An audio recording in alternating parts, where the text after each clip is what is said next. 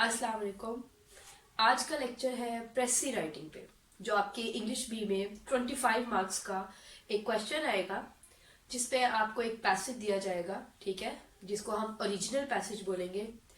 और वो जो गिवन पैसेज है आपने उसकी प्रेसी राइटिंग करनी है, ठीक है। Like you have to write it in a precised manner. Precise का मतलब होता है in a pithy manner, PITHY, pithy manner में आपने अपनी बात को कहना है, एपिग्रामेटिक स्टाइल में। ये एपिग्रामेटिक स्टाइल, पिथी मैनर, कंसाइज्ड वे, प्रिसाइज्ड वे, ये सब चीजें एक ही बात है। कंडेंस्ड मैनर में जब आप बात करते हैं, कंडेंस्ड का मतलब भी यही है कि आपने अपनी बात को, जैसे हम कहते हैं ना, दरिया को कूजे में बंद करना, एक प्रोवर्ब है, तो हमने बात इस तरह से कहनी है कि हम कम से कम अल्फाज में जो भी मेन आइडिया है दिए गए पैसेज का, गिवन पैसेज का, उसको कन्वे करेंगे और उनको अपने वर्ड्स में कन्वे करेंगे। तो बेटा आपने सबसे पहले तो दो बातें ज़हन में रखनी है। दो चीजें ऐसी हैं जो प्रेसी राइटिंग में इनटॉलरेबल है, यानी उनके लिए जीरो टॉलरेंस है आपके एग्जामिनर के नजर में, ठीक है। वो दो चीजें कौन सी है? नंबर वन, आपने you have to use your own words. Like you are not supposed to reuse the words, the specific and certain words given in the original passage. जो दिए गए पैसेज के अल्फाज हैं आपने उन्हें बिल्कुल भुला देना, आपने वो नहीं लिखने, ठीक है। दूसरी बात, 1/3 ऑफ द गिवन पैसेज, यानी जो आपने वो जो प्रेसी राइटिंग का पैसेज जो आपने बनाना है, it should not be more than 1/3 of the given passage. इसका मतलब ये है कि दिया गया पैसेज उससे 3 गुना कम करके आपने अपना पैसेज लिखना है। अब मैं इसको एक दफा फिर से समझाती हूँ कि 1/3 का फार्मूला जो है ये आपने कैसे अप्लाई करना है। देखिए जी, वैसे तो वर्ड्स काउंट भी हम सजेस्ट करते हैं, लेकिन इतना टाइम नहीं होता स्टूडेंट्स के पास। नॉर्मली जब आप ये BA ATP आर्ट्स वाले स्टूडेंट्स जब पेपर अटेम्प्ट कर रहे होते हैं तो टाइम मैनेजमेंट जो है बड़ी ज़रूरी है। और ये जो प्रेसी राइटिंग का सवाल है ये हम हमेशा यही सजेस्ट करते हैं और आपने इस चीज़ को फॉलो भी करना है। It should be the last question attempted by you, ठीक है। जो आप अटेम्प्ट करेंगे क्वेश्चंस की जो सीक्वेंस आप फॉलो करते हैं ना अपनी आंसर शीट पे, तो ये सबसे लास्ट में होना चाहिए, ठीक है। ये आपका लास्ट क्वेश्चन होगा। इसका आंसर जो है ये सारा कुछ, इसको जो भी आपने मैनेज करना है, मैं आपको भी रूल्स बताऊंगी। इसके लिए आपके पास 1 घंटा 15 मिनट, ये आपको मैं बता रही हूँ टाइम मैनेजमेंट, ये इसको देनी पड़नी है आपको, क्योंकि normally it is the toughest thing.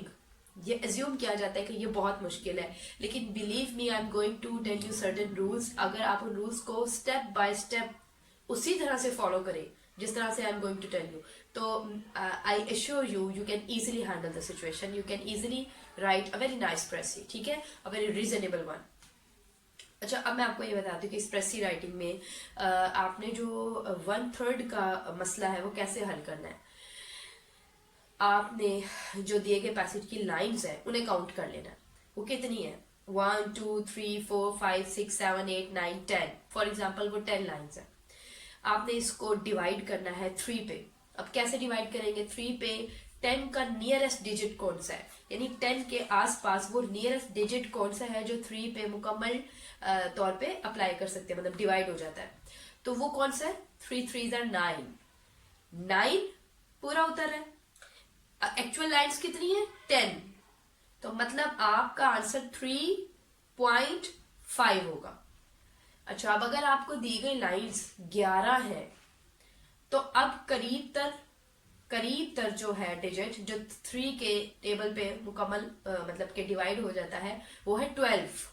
तो अब 3 4s are 12, 4, और एक्चुअल लाइन्स एक लाइन कम थी तो अपने 4 के आंसर में से 0.5 आपने डिडक्ट कर देना है, तो भी 3.5 ही बनता है। मतलब कहने का ये है कि ये इसकी एक आइडियल चीज है जो आप फटाफट इसको आप अपने जहन में एक स्केच बना सकते हैं कि आपने जो आपका प्रेसी पैसेज है उसकी लेंथ कितनी होगी। तो लेंथ जो है वो डिफाइन करनी है आपने 3 पे डिवाइड करके गिवन लाइंस को। दिए गए पैसेज की जितनी भी लाइंस है उनको आपने 3 पे डिवाइड कर देना, जो आंसर आएगा उसमें 0.5 का मार्जिन आपको मिल जाता है। 0.5 से मुराद है हाफ लाइन, यानी आपकी आंसर शीट की फुल 3 लाइन्स होगी और वो जो 0.5 मैं मेंशन कर रही हूँ वो उसकी हाफ लाइन होगी। वो जो हाफ लाइन है ना, उसमें अगर दो चार वर्ड्स ज्यादा भी हो गए तो भी चलेगा, 2-3 वर्ड्स कम भी हो गए तो भी चलेगा। लेकिन ऐसा नहीं हो सकता कि जो आंसर 3.5 या 3 निकल रहा है आप उसको समझे। फॉर एग्जाम्पल आपका जो डिवीजन के बाद आंसर निकला 3.5, तो आप गिवन लाइन्स जो आप अपने पैसेज में लिखेंगे वो 5 नहीं हो सकती। अगर आपने वो 5 कर दिए हैं तो you have simply violated the rule. जो रूल क्या है कि दिए गए पैसेज की 1/3 जो है ना आपने उसको रिप्रोड्यूस करना है। अच्छा जी। उसके बाद बेटा बात आ जाती है कि अब ये 1/3 वाली बात तो आपको समझ आ गई। अब मैं ऐसा करती हूँ कि 1 बाय 1 आपको बताती जाती हूँ कि जब आपने वो पेपर में प्रेसी राइटिंग लिखना शुरू करनी है तो किस तरतीब से आपने अपना वो जो वर्किंग है वो करनी है। Number 1, you are supposed to read the given passage minimum 3 times। 3 दफा आपने उसकी रीडिंग करनी है। जो फर्स्ट रीडिंग होती है ना बेटा, वो नॉर्मली आपका जो माइंड है ना, ये हमारे एक माइंड सेट है कि हमारा ज्यादा फोकस उन वर्ड्स पे जा रहा होता है जिनका मतलब हमें नहीं पता होता। तो इस तरह से वो पहली जो रीडिंग है वो ऐसे चली जाती है। जो दूसरा हमारी सेकंड रीडिंग होती है, मोस्टली हमारा फोकस अब उन चीजों पे आने लग जाता है जिनका मतलब हमें पता होता है। और जो थर्ड रीडिंग होती है ये इसलिए इतनी इंपॉर्टेंट है कि इसमें आपका माइंड इन्फर करना सीखता है। इन्फर करने का मतलब ये है कि किसी भी गिवन वर्ड को, यानी कि to understand the meaning of the given word with the help of the context, यानी सिचुएशन के लिहाज से आप दिए गए लफ्ज को समझ सके। अकेला अकेला वो मतलब आपको कभी समझ नहीं आएगा। मतलब एक गिवन वर्ड है जो कि टफ है, आप उसका मतलब नहीं जानते, तो जब आप बार बार उस पूरे पैराग्राफ की रीडिंग करते हैं तो it is far easier for you to understand and to at least guess the nearest meaning of the given word. तो ये आपके लिए बड़ा आसान काम हो जाएगा। अच्छा, आपने ये कर लिया, आपने 3 टाइम्स रीडिंग की, तो that was the first rule. ये 3 टाइम्स जो है ये मिनिमम है, आप मैक्सिमम 4 दफा पढ़ लें, 5 दफा पढ़ लें। The more you will read the passage, the more you will be able to get the real meaning, the gist, GIST, the gist and the crux of the given passage. ठीक है, तो ये चीज आपने ज़हन में रखनी है। आपने 3 टाइम्स पढ़ लिया, 4 टाइम्स पढ़ लिया, आपने अब अपने आप से पूछना है, फॉर द टाइम बीइंग आपने पैसेज को साइड पे रख देना and just think by yourself कि ये कहने वाला मुझे क्या समझा रहा है, मकसद क्या है उसका। ठीक है, ये लिखने वाले ने ये पैसेज क्यों लिखा है, ये ज़हन में अपने लेकर आए, वो मुझे क्या कन्वे कर रहा है, वो बात उधर है। ठीक है, वो मिसालें दे रहा है आपको उस पैसेज में। तो जाहिर सी बात है आप मिसालों के बारे में तो नहीं सोचेंगे ना, आप तो सोचेंगे कि उसका मकसद ये है, ये है, ये है, ये इंपॉर्टेंट चीज है।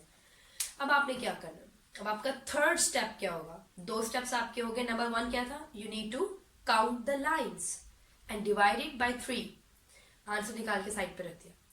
Secondly, you need to read the passage at least 3 times and बाकी जितना आपको जरूरत पड़े। उसके बाद थर्ड रूल क्या है, now you need to make a rough draft.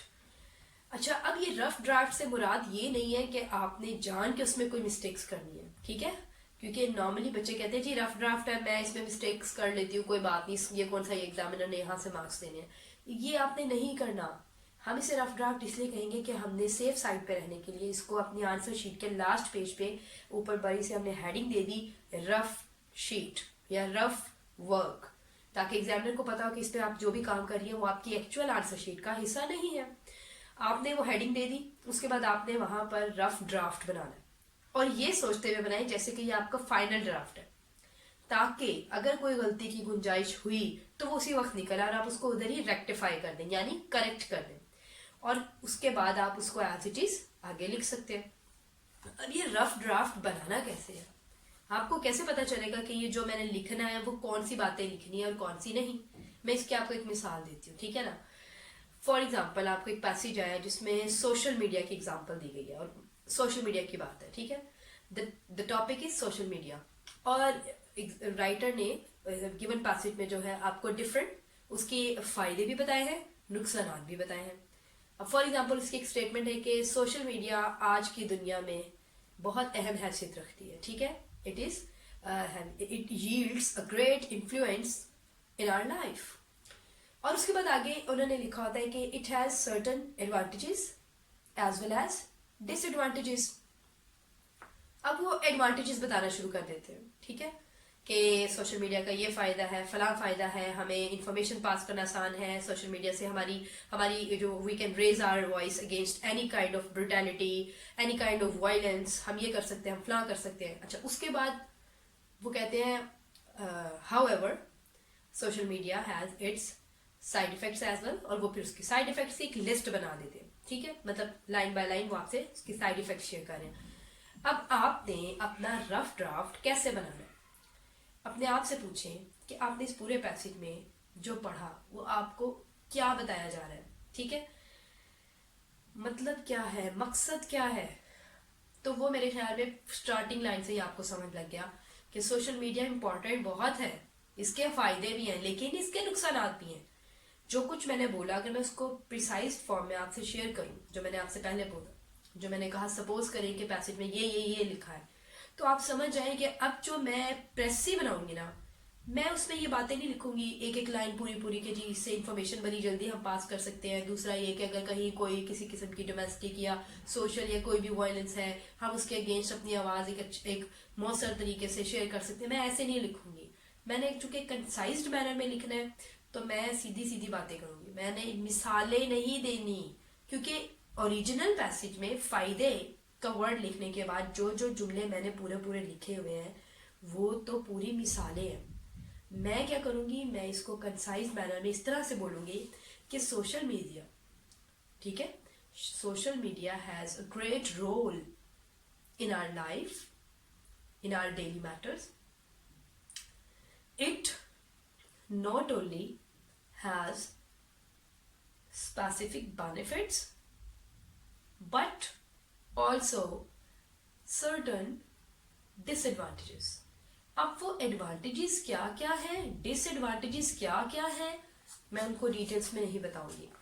अच्छा, अब ये डिपेंड करता है कि जो गिवन लाइन्स हैं वो कितनी हैं। अब ये तो बहुत जल्दी खत्म हो गया, वाइंड अप तो बहुत जल्दी हो गया। अगर गिवन लाइन्स बहुत ज्यादा थी तो मुझे थोड़ी सी स्पेस की गुंजाइश मिल गई, मैंने तो अभी सिर्फ 2 लाइन्स में बात को वाइंड अप किया।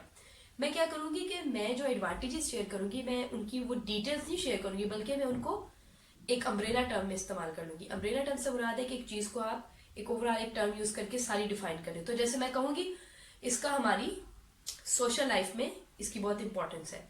सोशल लाइफ से मुराद जो डिटेल्स गिवन पैसेज में दी गई कि जी हम अपनी सोसाइटी में, हम अपने सर्कल में, सोशल सर्कल में एक दूसरे के साथ इन टच रह सकते हैं, हम अपनी डेली लाइफ उनसे शेयर कर सकते हैं। अब मैं प्रेसी पैसेज में ये डिटेल्स नहीं दे रही, मैंने एक ही लाइन लिख देनी है, ठीक है। इस सोशल लाइफ में भी ये हमें बहुत फायदा देती है। फिर अगर उन्होंने वहां फॉर एग्जाम्पल डिसएडवांटेजेस में ये कह दिया कि जी सोशल मीडिया से ऑब्सेनिटी का बहुत ज्यादा मतलब एक रुझान आ रहा है, टेंडेंसी आ रही है, हमारी यूथ जो है अपना प्रेशियस टाइम वेस्ट कर रही है, अपनी स्टडीज को जो है उनको इग्नोर कर रही है, हमारी मॉरल वैल्यूज जो है वो काफी खराब हो रही हैं क्योंकि इस तरह का कंटेंट हर किसी के दस्तरस में है जो कि उनके देखने लायक नहीं है, तो कच्चे ज़हन है और ये। अब ये कितनी ज्यादा मैंने बुराइयां बोली, मैं इनको एक आध लाइन में ही इनको कंसाइज कर दूंगी। तो मैं कहूंगी कि it is cause of moral degeneration of our young generation या of our youth. It is a cause, it is a, अच्छा सिर्फ एक ही रीजन नहीं है, it is a major cause of the moral degeneration of our youth। ठीक है, हमारी youth जो है मॉरली डिजेनरेट हो रही है, यानी इखलाकी पस्ती का शिकार हो रही है। तो आपने ये देखा कि हमने कैसे 3-4 जुमलों को एक ही जुमले में वाइंड अप कर दिया। ये आपको ये कैसे पता चलेगा कि कौन से जुमलों का जिक्र मैंने एक ही लाइन में कर दिया और अभी किन किन को मुझे मजीद स्पेस देनी है अपने पैसेज में। वो आपको ऐसे पता चलेगा कि you need to find the voltage. अपने पैसेज में वोल्टा तलाश करें। ये वोल्टा क्या होता है? Volta is a sudden change of thought in a piece of writing. कहीं पे भी एक बात चल रही है, और एकदम उसमें चेंज आ गया, ख्याल में चेंज आ गया, बात एक ही चल रही थी, तो ये वोल्ट है। अब जैसे देखो, मैं अभी आपको सोशल मीडिया के एक पैसेज आया और मैं कहती हूँ जी सोशल मीडिया के बहुत से फायदे हैं। सोशल मीडिया हमें डेली लाइफ में ये फायदे देती है। हमें मेडिकल इश्यूज हो तो भी हम वहाँ पे ऑनलाइन डॉक्टर्स के साथ रुजू कर सकते हैं। हमें अपनी आवाज़ अगर किसी भी ब्रुटैलिटी या किसी भी अनजस्ट एक्ट के लिए उसके अगेंस्ट अगर हमें आवाज़ उठानी है, हम वो कर सकते हैं। हम सोशल मीडिया में अपने प्यारों से जो काफ़ी दूर बैठे हैं, हमारे रिलेटिव्स वगैरह, हम उनसे इन टच रह सकते हैं। ये देखो, मैं अभी सिर्फ बेनिफिट्स बता रही हूँ, अभी तक कोई वोल्टा नहीं आया, देयर इज नो वोल्टा। मैं कहती हूँ ताहम, however, on the other hand, social media के बहुत से नुकसान भी हैं, ठीक है, सीरियस किस्म के साइड इफेक्ट्स भी हैं। तो यहाँ से जो मेरी ये बात शुरू हुई है, ये वोल्टा है।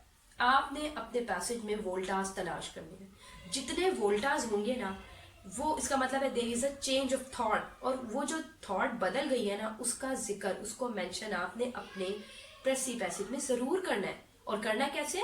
उसको बहुत कंसाइज फॉर्म में करना है, ठीक है। मतलब वो 3-3, 4-4 लाइंस पे बेस्ड अगर एक ही वोल्टा चल रहा है, आपने उसको मिलाकर सब चीजों को ऐसे शेयर करना है कि वो एक लाइन बन जाए। अब जैसे देखिए, फॉर एग्जांपल 3-4 जुमले, उनको मैंने कैसे एक जुमले में लेके आना। मैं एग्जांपल देती हूँ। Ali gets up early in the morning, full stop. He goes for a morning walk daily, full stop. He gets prepared for his office, ठीक है, ऑफिस के लिए वो तैयार हो जाता है। ये 3 जुमले जो है ना, इनको मैंने एक ही जुमले में कैसे वाइंड अप करना है, कंसाइज मैनर में। Ali gets up early, comma, goes for the walk, comma, नहीं अब कॉमा नहीं आएगा, and gets ready, not prepared, gets ready for his work place क्या दे, ऑफिस को हमने चेंज करना है, ठीक है ना। हमने नहीं भी करेंगे तो ऑफिस को खैर चेंज करना जरूरी नहीं है। यहाँ पे आपने देखा कि वो कहाँ 3 सेंटेंसेस थे, हमने उसको एक ही सेंटेंस में वाइंड अप कर दिया। तो this is how you need to work. अच्छा, इन चीजों के लिए आपको कंजंक्शंस का पता होना चाहिए। कंजंक्शंस होते हैं जो 2 वर्ड्स को, वो कहते हैं ना ज्वाइनिंग वर्ड्स, स्टेटमेंट्स को, 2 सेंटेंसेस को, फ्रेजेस को, क्लॉजेस को जो मिला देते हैं। तो आपको जब ये वर्ड्स आ जाएंगे तो वो आपके लिए और भी इजी हो जाएगा, ठीक है, कि आप चीजों को कैसे वाइंड अप कर सकते हैं और कैसे उन्हें पिथी मैनर में लिख सकते हैं। तो ये आपका रूल। अभी हम चल रहा था कि जी ड्राफ्ट कैसे बना दें। तो रफ ड्राफ्ट जो आप बना रहे हैं उसमें आपने इन चीजों को ज़हन में रखना है। कुछ चीजें ऐसी हैं जो फौरन आपको बता देती हैं जी मेरा जिक्र तो करना ही नहीं है आपने। वो कौन सी चीजें हैं? जब आप रफ ड्राफ्ट बनाने लगेंगे ना, तो आपने ओरिजिनल पैसेज में किन चीजों को बिल्कुल नजरअंदाज कर देना है। समझने के लिए वो बहुत जरूरी है, मेन आइडिया ग्रैब करने के लिए वो बहुत जरूरी है, उन्हें पढ़ना जरूर है, लेकिन लिखते हुए किन चीजों का जिक्र कतन नहीं करना, वो कौन कौन सी है। नंबर 1, अक्सर जुमलों में लिखा आता है, मतलब पैसेजेस में लिखा आता है, फॉर एग्जाम्पल, फॉर इंस्टेंस, यानी मिसाल के तौर पे, लेट्स सपोज, इस तरह बात की जाती है। ये मिसाल है, ये रियल आइडिया नहीं है। आइडिया उसने पहले बता दिया, ये तो आपको अपना आइडिया प्रूव करने के लिए वो मिसालें दे रहा है। किसी एग्जाम्पल को आपने कोई जगह नहीं देनी है अपनी पर्सी पैसेज में। दूसरी चीज, कोई भी किसी किस्म का भी क्वेश्चन मार्क जहां आप देख लेना, वो है सवाल, क्वेश्चंस की कोई गुंजाइश नहीं है आपके प्रेसी पैसेज में जो आपने लिखना है, तो वो क्वेश्चन भी कट हो गया।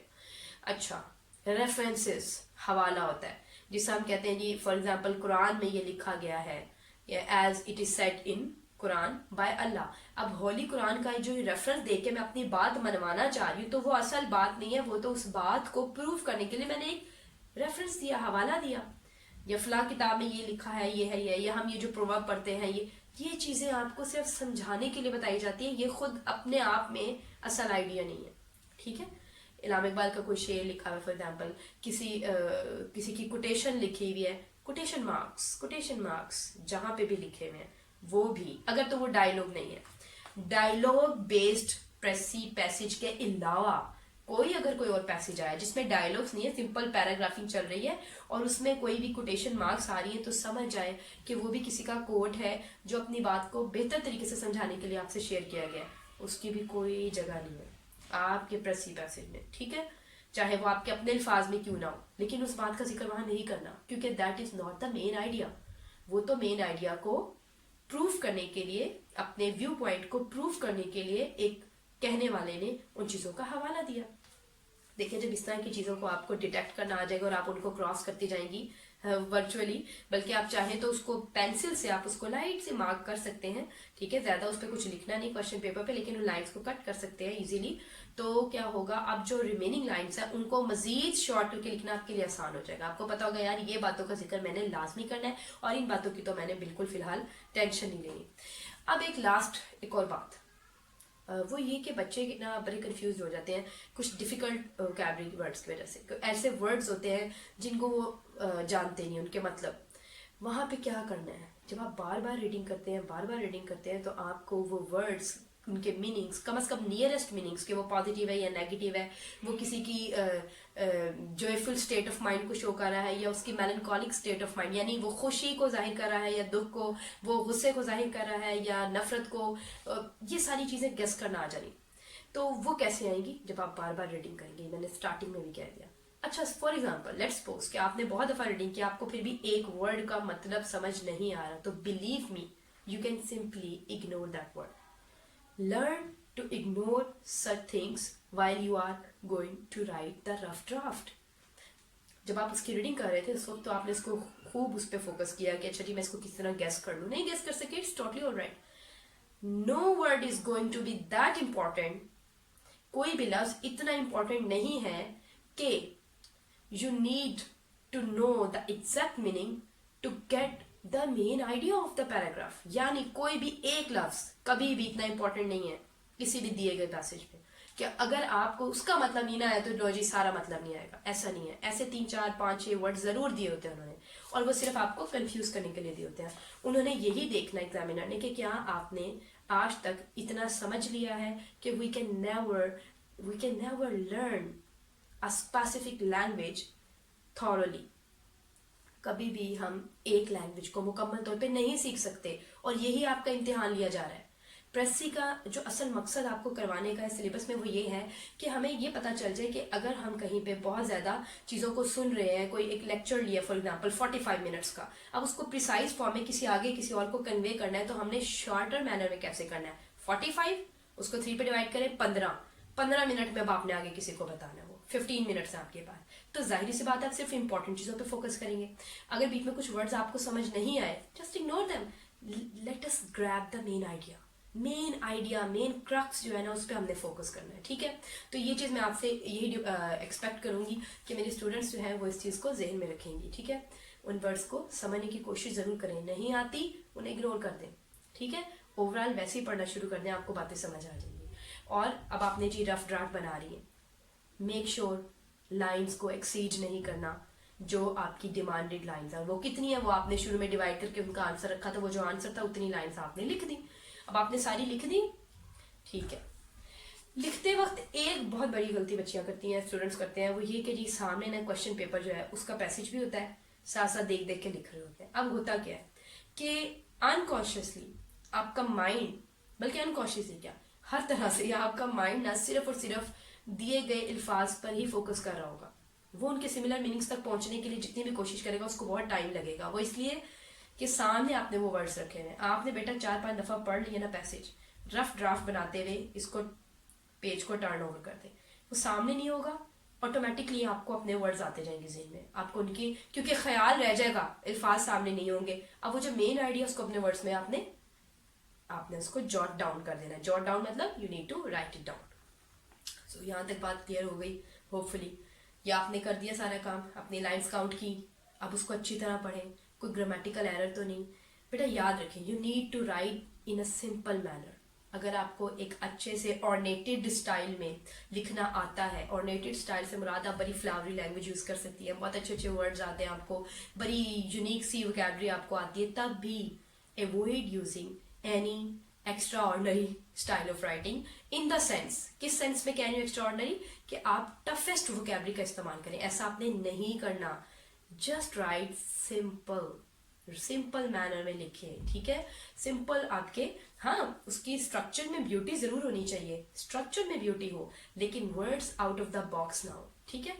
इडियोमैटिक फ्रेजेस यूज करनी है तो कर ले, लेकिन वहां पे जहाँ एग्जैक्ट मीनिंग उससे आपका इम्पार्ट हो रहा है, उससे आपके बहुत ज़्यादा जुमला जो है वह बच जाता है। लेकिन कुछ बच्चियां क्या करती हैं, वो इस तरह की चीज़ें इस्तेमाल, यानी इडियोमैटिक फ्रेजेस यूज करने के चक्करों में उनको काफ़ी लिखना पड़ता है, और मेन आइडिया जो वो भी कहीं ना कहीं लैकिंग होता है। तो हमारा मेन फोकस मेन आइडिया होना चाहिए। लिखने वाले ने जो बात कही उसका जो असल ख्याल है, वो जो कहना चाह रहा था वही बात आपने लिखनी है, लेकिन अल्फाज किसके हैं? आपके अपने। उनके वर्ड्स आपने कॉपी नहीं करने। ये दो चीजें आपने, मैं बार बार कह रही हूँ, उसकी स्ट्रेंथ, जो पैसेज आप लिखेंगे वो दिए गए पैसेज का 1/3 होना चाहिए। दूसरी बात, यूज योर ओन वर्ड्स, लेकिन बायस्ड नहीं होना। हो सकता है उसने जो लिखा आप उससे एग्री नहीं करते, या आपके दिन में उससे रिलेटेड बहुत सारे पॉइंट्स आ रहे हैं, उसने नहीं लिखा ना, आपने भी गिवन पैसेज में नहीं लिखना। आपने गिवन पैसेज में सिर्फ और सिर्फ दिए गए पैसेज से रिलेटेड ही बात करनी है। अपने ख्यालात को बिल्कुल अवॉइड करें, क्योंकि हम जब पेपर चेक करते हैं तो नॉर्मली ऐसी चीजें सामने आती हैं, और जब हम स्टूडेंट से डिस्कस करें तो कहती है मैम ऐसा होता तो है, क्या ये ऐसा नहीं है? भाई जो मर्जी है रियलिटी में जो मर्जी है, दिए गए पैसेज में नहीं है, you are not suppose to give it any space in your precis passage. तो इस तरह से आपने जी वो ड्राफ्ट भी बना लिया, आपने सारी वर्किंग कर ली, इन रूल्स को as it is step by step follow कर लिया। उसके बाद आपने रफ ड्राफ्ट बनाने के बाद ये जो मैंने अभी पहले बात समझाई है, इसको कहते हैं कि ऑब्जेक्टिविटी, मेंटेन ऑब्जेक्टिविटी। ये होता है इसका मतलब कि आपने ऑब्जेक्टिव होके लिखना है, सब्जेक्टिव होके नहीं लिखना। सब्जेक्टिविटी का मतलब ये होता है कि मैं अपनी थॉट्स को भी इसमें स्पेस दूं, और ऑब्जेक्टिविटी का मतलब कि जो है जैसा है उसको उस तरह से ही आगे आपने ट्रांसफर कर दिया, आपने अपनी कोई राय उसमें ऐड नहीं की। तो we need to maintain objectivity. ये बात होगी, रफ ड्राफ्ट बन गया, आपने इसको एक बार रिवाइज करना है उसी रफ साइड पे ही। कोई ग्रामेटिकल एरर तो नहीं, कोई स्पेलिंग मिस्टेक्स तो नहीं, कैपिटलाइजेशन की कोई मिस्टेक तो नहीं। क्या मैंने फुल स्टॉप्स ही लगाए हैं? मैंने फुल स्टॉप्स के बाद कैपिटल लेटर इस्तेमाल किया, जो पहला वर्ड लेटर होगा किसी भी वर्ड का। इन चीजों को भी ज़हन में रखना है, ठीक है। और उसके बाद एक लास्ट टास्क, टाइटल मेकिंग भी बताऊंगी, उससे पहले का लास्ट टास्क वो ये होता है कि जी आस्क योरसेल्फ कि अगर कोई अननोन बंदा मेरा ये गिवन पैसेज जो मैंने लिखा, सॉरी प्रेसी पैसेज, अगर कोई ये पढ़ ले तो क्या वो उसी दिए गए पैसेज के इर्द गिर्द रहेगा, या उसकी बातें, उसके ज़हन में तो बहुत सी और बातें आ रही हैं जो कि वहां पे जिक्र नहीं किया गया। तो आपने फॉर द टाइमिंग इम्पार्शियल होकर अपने ही लिखे हुए पैसेज को पढ़ना है, ताकि आपको अंदाजा हो कि आपने सारे मेन पॉइंट्स को वहां जगह दे दी है। और अगर कोई और तीसरा बंदा आके इसको पढ़ेगा, मेरे लिखे हुए पैसेज को, तो दिए गए पैसेज के इर्द गिर्द ही रहेगा, यानी उसी में रहेगा, उससे बाहर नहीं जाएगा। और यही सेम फार्मूला आपने अप्लाई कर लेना है टाइटल मेकिंग में। अब टाइटल मेकिंग कैसे करनी है? जब आप प्रेसी करना, मतलब आपको पता चल गया मेन आइडिया क्या है, प्रेसी का टाइटल बनाए। पूरे का पूरा दिया गया पैसेज जो है ना, उसका जब आप टाइटल बनाते हैं, चूंकि लाइंस बहुत ज्यादा होती हैं उसमें, तो वो आपके लिए और भी मुश्किल हो जाता है। तो आपने जो प्रेसी बना लिया, उसी ख्याल, वो जो 4 5 6 7 8 लाइन्स है ना, उनका फिर टाइटल बनाना आपके लिए बहुत आसान होगा। और याद रखें, title should be as concised and as shorter as possible, जितना मुमकिन हो सके। Title should not be like a sentence, ठीक है। ये सेंटेंस नहीं दिखना चाहिए। इसके लिए आपको कुछ वर्ड्स पता होने चाहिए। जैसे हम वर्सेस का वर्ड यूज करते हैं ना, VERSUS, वर्सेस, जैसे होता है ना पाकिस्तान वर्सेस इंडिया, तो ये आपने VS करके नहीं लिखना, आपने एब्रीविएशन हमने कोई यूज नहीं करनी। VERSUS, वर्सेस, ये वर्ड बड़ा काम आता है अक्सर जगह पे। जैसे अगर समझे कि एक पैसेज में डेमोक्रेसी की भी बात है, जमहूरियत की भी है, डिक्टेटरशिप की भी है। अब मैंने अगर इसका टाइटल बनाना है, मैं क्या लिखूं? Difference between democracy and dictatorship. Title तो बिल्कुल ठीक है, लेकिन खूबसूरत नहीं लग रहा, बहुत लेंथी हो गया। अब एक वर्सेस वर्ड जो है ना मुझे बचा लेगा, मैं लिखूंगी डेमोक्रेसी वर्सेस डिक्टेटरशिप। तो you see, this is how आपको ना सब्स्टिट्यूट वर्ड्स आने चाहिए। सब्स्टिट्यूट वर्ड्स होते हैं, जैसे देखे ना, ऑन द अदर हैंड। अब ये आपको अक्सर लिखना पड़ता है जब वोल्टा आता है, जब किसी चीज में बिल्कुल एक वो चेंज आ जाए या वो चीज ऑपोजिट है, तो आप अनलाइक लिख दें, ऑन द अदर हैंड जरूर लिखना है। अच्छा, फिर एक वर्ड आता है इन एडिशन टू दिस, यानी जो पहले कही गई बात है उसके अलावा ये, तो आप ये ना लिखे इतने लंबे वर्ड्स, आप लिख दें मोर ओवर, फर्दर मोर, एक वर्ड। ये सब्स्टिट्यूट वर्ड, ये जो कहते हैं ना सब्स्टिट्यूशंस, ये आपको आनी चाहिए, ठीक है। इसका आपको बड़ा फायदा हो जाएगा। ये देखिए बेटा, जितना आप रीडिंग करते हैं ना अपनी रियल लाइफ में, रीडिंग किया करें, जितनी आप रीडिंग करेंगे ना, the more you will read, the more you will be able to learn how to write by your own. Writing improve करने का पूरी दुनिया में इसके अलावा कोई फार्मूला नहीं। Just read and read for the sake of pleasure. कोई प्रेशराइज होकर ना पढ़े, जब भी रीडिंग करनी है इसको एंजॉय करें, इंग्लिश लैंग्वेज को एज इट इज एंजॉय करें, ठीक है। जैसी वो लिखी हुई है उसको उसी तरह पढ़ते रहें with the passage of time you will able to learn the different and difficult words also. वो कैसे, जैसे मैं अक्सर अपने बच्चों को एक एग्जाम्पल देती हूँ इन्फर करने की, कि देखिए मैं अगर आपसे वैसे पूछूं कि ना क्रिटिसाइज का क्या मतलब है, फॉर एग्जाम्पल आपको नहीं पता, लेट्स सपोज क्रिटिसाइज किसको कहते हैं, लेकिन आपने देखा कि आप न्यूज़पेपर्स में अक्सर ही पढ़ती हैं, ये एक जगह पे जो पीस ऑफ राइटिंग है आप उसमें बार बार देख रही हैं कि जी for example Imran Khan criticized Nawaz Sharif, और कहीं पे लिखा हुआ जी नवाज शरीफ क्रिटिसाइज्ड इमरान खान। अब ये आपने अक्सर ये चीज़ देखी, आपका जेहन खुद ही कहेगा कि ये दोनों जो है एक दूसरे के पॉलिटिकल ओपोनेंट्स हैं, ये हमेशा एक दूसरे के खिलाफ ही बोलते हैं, तो ये क्रिटिसाइज जो कर रहे हैं ना एक दूसरे को, ये कोई नेगेटिव थिंग है, मतलब इसमें कहीं तनकीद हो रही है, कहीं कोई बुराई हो रही है। So this is how you infer, जिसका मैंने अभी पहले जिक्र किया, we need to learn how to infer, like how to understand the meaning of the given word with the help of the situation, ठीक है। तो यहाँ तक आपको बात आई होप सो समझ आ गई होगी, आपने इन्फर भी कर लिया, आपने सारी चीज़ों को समझ लिया, आपने पैसेज लिख लिया।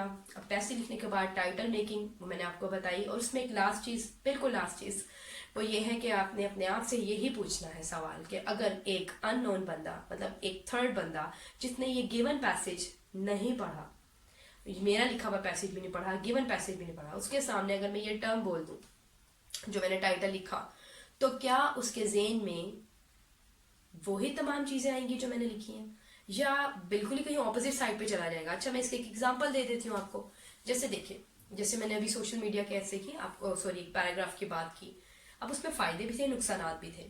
अगर आप टाइटल लिख दें जी डिसएडवांटेजेस ऑफ सोशल मीडिया, तो भी ये नामुकम्मल है, क्योंकि सोशल मीडिया के फायदे भी बताए गए थे।